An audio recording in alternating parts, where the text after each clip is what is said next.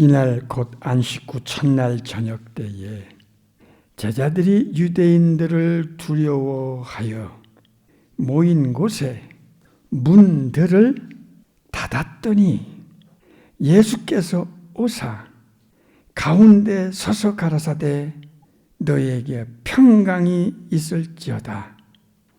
이 말씀을 하시고 손과 옆구리를 보이시니 제자들이 주를 보고 기뻐하더라. 부활이라는 충격적인 사건을 통하여 죽음 저편의 세계가 확증하게 하셨습니다. 그러면 2000년 전에 보여주신 그 부활의 증거를 어떻게 확증시켰느냐? 사도행전으로 가보겠습니다.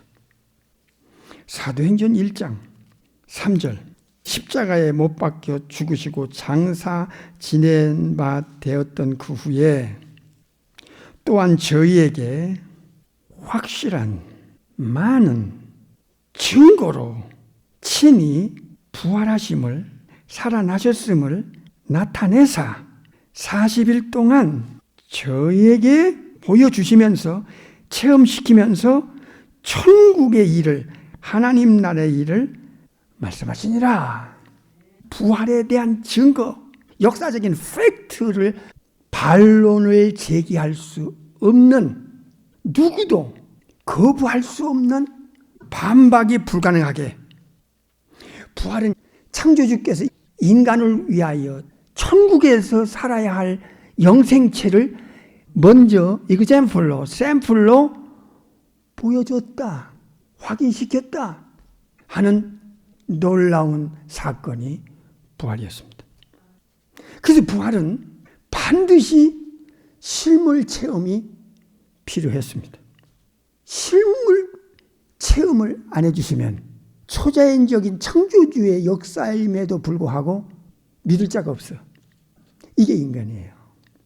주님이 약속한 그 천국에서 영원히 살 영생체, 부활체를 실제 이 모습이야. 이렇게 인간들에게 보여줘야만 했다고 말입니다.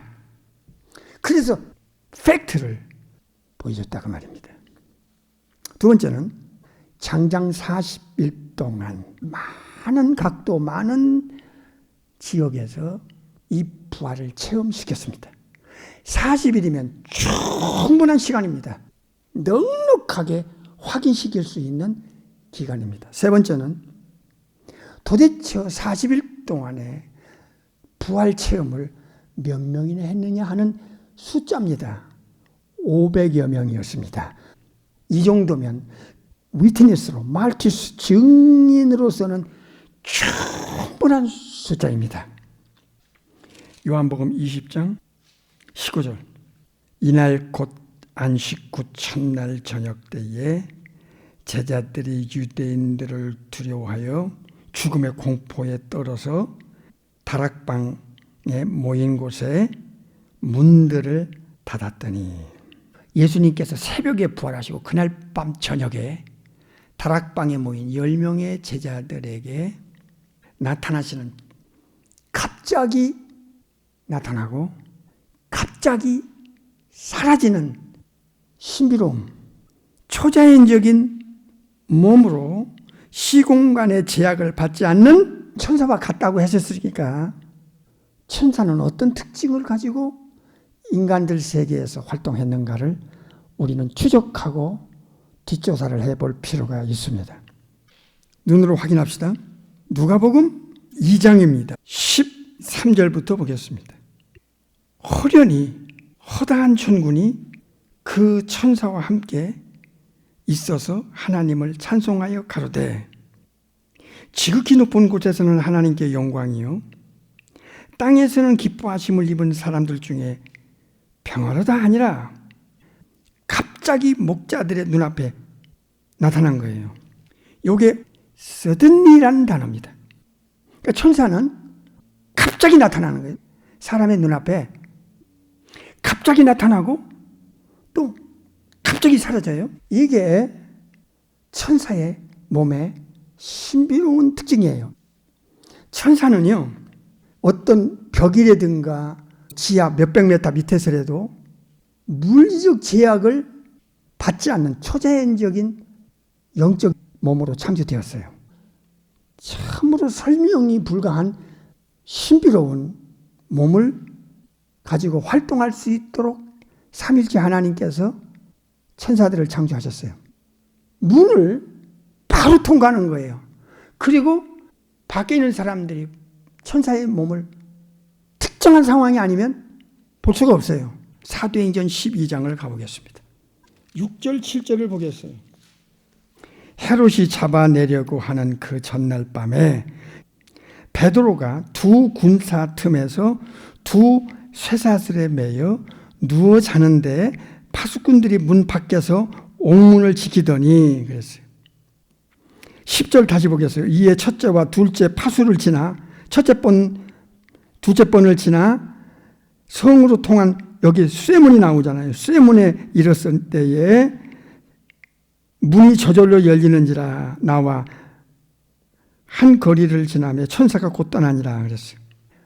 왕의 명령 앞에서 이제 베드로가 다음 날이면 죽임 당할 그 전날 밤에 7절 보세요.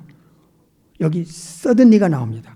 호련히 주의 천사가 베드로 곁에 딱 섰어요. 그리고 그 감옥 안에 천사의 몸에서 나오는 광채가 쫙하게 비치면서 베드로의 옆구리를 발로 툭 쳐서 깨웁니다. 급히 일어나라! 이렇게 된 겁니다. 실제로 예수님의 제자 중에 베드로가 감옥 안에서 쇠고랑까지 손발에 채워서 양쪽에 군사들하고 딱 묶어가지고 다음날 헤롯 아그리파 1세에 의해서 죽임 당할 수밖에 없는, 죽임 당할 수 있는 그 급박한 상황에서 천사가 두 문을 바로 통과해 버립니다. 군병들도 눈에 안 보였어. 문도 닫혀 있어. 그런데 베드로 바로 앞에 호련히 탁 나타났습니다. 순간에 나타나고 순간에 사라지는 스피리추얼 바디, 이 신령한 몸을 예수님은 천사와 동일하게 부활을 약속했어요. 그런데 여기서 천사가 그 자리에서 나타나서 베드로의 몸에 있는 쇠사슬을 풀고, 천사와 동일한 부활을 생각하세요. 이렇게 이동수단이 굉장히 빠르고 천국에서 지구로, 셋째 하늘에서 우주를 거쳐 지구로 내려오는 천사들의 몸의 그 신비로움, 물체의 제약을 안 받아 슈퍼내추럴, 초자연적인 신령한 몸을 가진 천사들, 이 수천억 이상의 천사들을 성부, 성자, 성령, 엘로힘 삼위일체 전능하신 창조주께서 만드셨다니까. 요한복음 20장 19절, 이날 첫 안식 후 첫날 저녁 때에 제자들이 유대인들을 두려워하여 모인 곳에 문들을 닫았더니 예수께서 오셔서 그 가운데 서셨다 그랬습니다. 천사와 같다고 하신 대로 예수님의 부활의 몸도 천사와 같은 그 신비로움을 제자들에게 확인시키지 않고는 인간의 지성으로는 믿을 자가 없습니다. 여기 문들이 닫혔습니다. 예수님도 물리적인 장애물을 통과하셨습니다.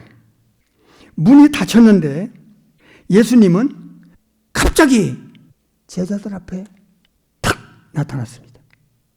시공간의 제약을 천사처럼 받지 않았습니다.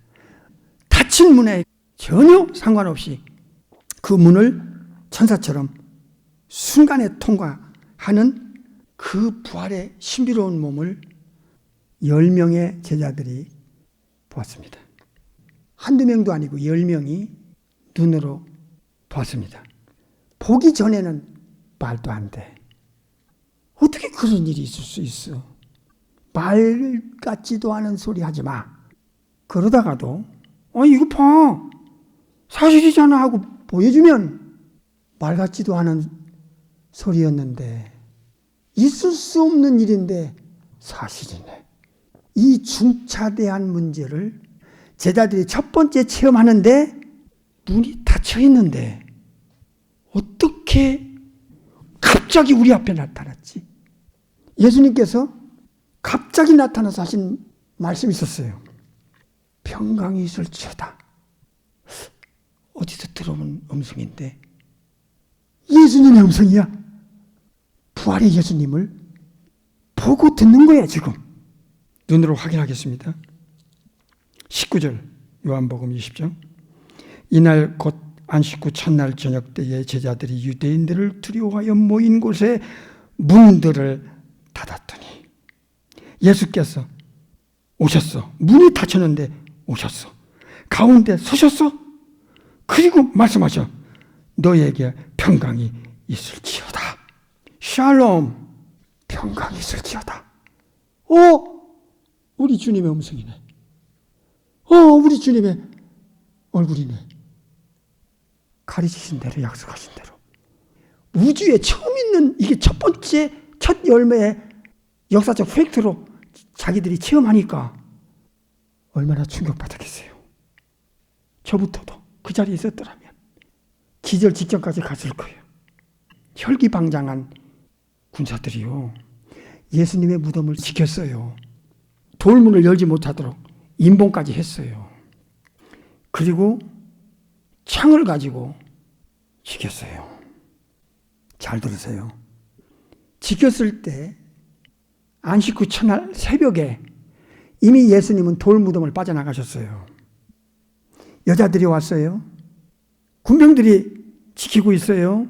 3일 만에 살아난다는 소문이 있으니까 첫째 날도 둘째 날도 너희들 똑바로 지키되 특별히 셋째 날쯤에 새벽부터 똑바로 지켜. 알겠어? 아마 대제사장 가야바 안나스가 명령했을 거예요. 3일째 되던 날 군사들은 극도의 긴장 속에서 지켰을 거예요. 그러나 예수님의 부활은 이미 빠져나갔어요. 돌문이 있는데 통과했다 그 말이에요. 돌문을 그냥 통과해버렸어요. 그래서 천사가 번쩍 내려와서 돌문을 탁 천사가 열어요. 그리고 돌문 위에 떡 앉았을 때 그 혈기방장한 군사들이 보고 죽은 자처럼 땅에 엎드려 떨었어요. 천사의 모습이 너무 엄청나서 그들이 충격받아가지고 죽은 자처럼 혼비백산했어요. 천사가 뭘 한 줄 아세요? 돌문을 열어주면서 여자들아 봐, 이미 나가셨어. 물체에 물리적 제약을 받지 않고 갈릴리로 가셨어. 한번 눈으로 확인해봐. 이미 빠져나가셨다니까. 돌문하고는 상관이 없이 말이야. 자, 확인해봐. 안 계시잖아. 죽으시고 장사되고 부활 후에는 천사와 같다고 하신 말씀대로 물리적 제약을 받지 않는 슈퍼내추어 초자연적인 영생체를 예수님이 가진 거예요. 19절 보세요. 이날 곧 안식 후 첫날 저녁 때에 제자들이 유대인들을 두려워하여 모인 곳에 문들을 닫았더니 이게 키포인트입니다. 예수께서 오사 가운데 서서 가라사대 너에게 평강이 있을지어다. 20절. 이 말씀을 하시고 손과 옆구리를 보이셨어요. 예수님은 십자가에 비참하게 세상 죄를 처리하시고 돌아가셨어요. 그래서 예수님의 십자가에서 죽으실 때 육체적 몸은 머리에 양손에 양발에 흔적이 있어요. 백부장이 창으로 찌른 구멍 뚫린 심장이 있어요. 그래서 예수님이 손과 창자국을 보여준 거예요. 3일 전에 예수님의 몸과 3일 후에 예수님의 부활의 신령한 몸은 동일한 인물이었다는 것을 역사성을 알려주셔야 했다 그 말입니다. 전혀 손자국 못자국도 없이 창자국도 없이 부활해서 갑자기 나타났다? 천사처럼? 그러면 안 되는 거예요. 3년 반 동안 함께 동고동락했던 그 예수님이 십자가에 죽으신 그 예수님이 그 인류의 죄 문제를 처리하시고 죽으시고 그 시체가 아레마다 요셉 무덤에 장사했던 그 몸으로 부활했다 그 말이야. 그 증거가 뭐예요? 손자국과 장자국이야. 보여줬어. 그리고 나서 이제 예수님이 갑자기 사라지셨어요. 그 자리에서. 제자들이 설명할 수 없는 충격 속에서 그때 없었던 도마 사도가 왔어. 그러니까 그 한 사람 도마 사도를 놓고 10 제자들이 그 상황을 설명하는 거야. 그런데 도마 사도가 10 제자들에게 반박을 합니다. 나도 그 많은 물이 포도주 되는 곳에서부터 5분 위의 기적에서부터 4일 된 그 시체 나사로를 살리는 것에서부터 도마도 체험했지만 도마도 인간인지라 나도 보고 나서 믿게 아직은 아니야. 도마가 있어서 참으로 다행이었어요. 왜냐하면 우리와 도마가 뭐가 달라요? 같은 아담의 후손인데 아무리 엄청난 체험을 했어도 이 부활만큼은 도마의 머릿속에서 확증할 수 있는 근거를 아직은 10 제자처럼 청자국 목자도 확인을 안 했기 때문에 도마의 머릿속에는 고정관념이 아직 완전히 깨지질 않았어요. 이해가 되십니까? 그때로부터 8일이 지났어요. 보십시다. 26절부터 보겠어요. 27절까지. 8해를 지나 제자들이 다시 집안에 있을 때 도마도 그때 합류해서 함께 있고 여기 또 문들이 닫혔는데 그랬어요. 첫 번째 체험과 똑같은 장소와 똑같은 문을 걸어 잠갔어요. 문들이 닫혔는데요. 10 제자는 두 번째 체험이고요. 도마는 첫 번째 체험인데 suddenly 호련히 도마 앞에 나타났어요. 11 제자에게 나타났어요. 샬롬 평강이 있을지어다. 눈으로 보고 도마도 귀로 들었어요. 첫 번째는 시각, 두 번째는 청각, 세 번째는 촉각이야. 27절 도마에게 이르시되 네 손가락을 이리 내밀어 내 손을 보고 네 손을 내밀어 내 옆구리에 넣어보라. 이거는 촉각이야. 피지컬 컨택트가 필요했어. 11 제자 특별히 도마에게도 도마가 의심했으니까 예수님이 포커스를 도마에게 두고 있어요. 야, 네 손가락을 이리 내놔봐. 내 손을 좀 봐. 네 손가락으로 내 옆구리 구멍 뚫린 그 심장 창자국을 봐. 그리고 더 이상 믿음 없는 다 되지 말고 내 말에 내 약속에 천사 같은 몸이라고 했잖아. 부활 때에는 믿어라 하신 겁니다. 이것은 우리에게 간접 체험하는 대단히 중요한 의미를 가져요. 창조주께서 인간을 위해서 준비하고 계획하고 현실적으로 보여줘도 인간이 세상이 눈 모르니까 세상이 부활이 뭔지를 들어본 적 있어요? 시각적인 것, 청각적인 것, 촉각적인 것을 11 제자에게 확인시켜요. 2번씩이나 더블 체크하게 했어요. 부활의 첫 열매로 이그젬플로 보여주셨기 때문에 예수님께서 생명의 부활, 심판의 부활은 우리가 받을 또 불신자가 받을 확실한 역사의 팩트로 확증시킨 거예요. 도마가 여기서 인간이 가진 지성의 한계를 경험했을 겁니다. 도마의 고정관념이 여기서 무너졌습니다. 그래서 누가 시킨 것도 아닙니다. 그는 예수님께 고백했습니다. 오 키리스모 카이 호테스모 My Lord and my God. 나의 진정한 창조주 되시는 주님이시군요. 주인 되시군요. 그리고 예수님은 삼일체 중에 제2의 독생하신 하나님 엘샤다이 엘로힘 아도나이 여호와 야훼 하나님이심이 확실하네요. 도마가 여기서 부활을 보고 예수님이 창조주 천지를 봐라 창조하셨다고 하는 그 삼일체 중에 한 분이신 임마누엘이시군요 하는 것을 제자들이 다 듣는 데서 고백을 했습니다. 그가 인도에 가서 복음 전하다가 추장에 창을 2번 맞고 순교했습니다. 지금 인도에는 도마 신학교가 있답니다. 제가 한국에 있을 때 인도 사람 비제크 마리싱이라는 분이 예수님을 믿고 여기 한국의 광나루 장신대학을 나오고 인도에 가서 한국 여자 신학생과 결혼해가지고 우리 교회에 와서 간증까지 했던 비제크 마리싱 목사님이 인도에는 도마 신학교가 있다는 말을 전해주었습니다. 천사는 천국에서 필요한 몸입니다. 이 땅에 필요 없습니다. 신령한 몸이고 전혀 먹을 필요가 없고요. 천사들은 산소가 필요 없고 물이 필요 없고 음식이 영양가가 필요가 없습니다. 천국은 밤이 없기 때문에 잠을 잘 이유가 없습니다. 예수님께서 30년 동안 우리 몸과 똑같이 갖고 있다가 천사와 똑같은 몸으로 부활했을 때는 순간 나타났다가 순간 사라지고 물리적 법칙을 받지 않는 문을 통과하는 천사와 같은 부활체를 보여줬고 그리고 초자연적인 능력을 가지고 순간 이동이 가능한 천사가 천국에서 내려갔다가 천국으로 가듯이 예수님도 이제 천국으로 바로 승천하여 올라가는 거 다음 주에 우리가 말씀을 또 파헤쳐 볼 겁니다. 천사나 부활한 예수님의 신령한 몸은 시공간을 확실히 초월했다는 것을 확인했고요.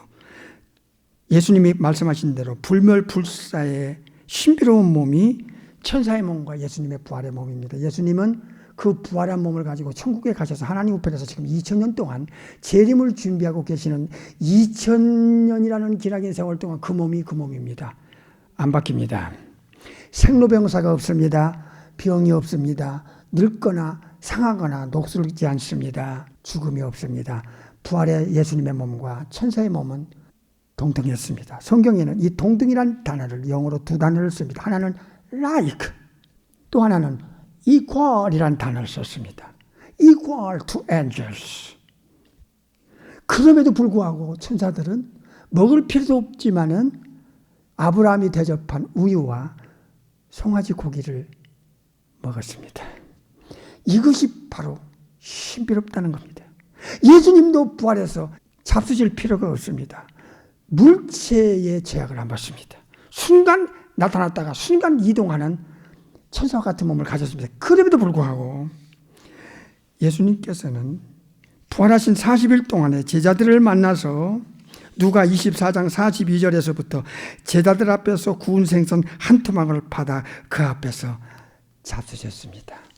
천사와 예수님의 부활의 몸은 본질적인 면에서 예수님께서 말씀하신 대로 동등했다는 것을 눈으로 확인했습니다.